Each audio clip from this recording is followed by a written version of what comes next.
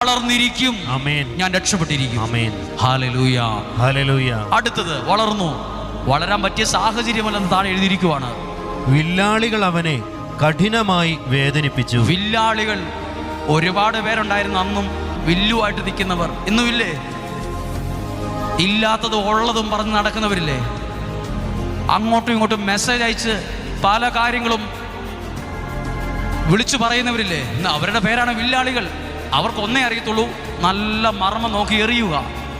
എന്നിട്ട് അവർ വലിയ മാന്യന്മാരെ പോലെ വളരെ സന്തോഷത്തോടെ നമ്മൾ നിൽക്കും, നമ്മുടെ മുമ്പിൽ തന്നെ വന്ന് നിൽക്കും. എന്നിട്ട് നമ്മുടെ കൈ പിടിച്ചിട്ട് പറയും, നിങ്ങളാണ് സൂപ്പർ. ഈ വ്യക്തി 1/2 കിലോമീറ്റർ അപ്പുറത്തിരുന്ന് നല്ല വില്ല വിട്ടുകൊണ്ടിരുന്നത്, വാക്കുകൊണ്ടും പ്രവൃത്തി കൊണ്ടും എല്ലാം കൊണ്ടും. ഈ വ്യക്തി ഒരു ഗുണവും ചെയ്തിട്ടില്ല. പക്ഷേ നമ്മളെ കാണുമ്പോൾ ഭയങ്കര ചിരി, വർത്തമാനം, സന്തോഷം.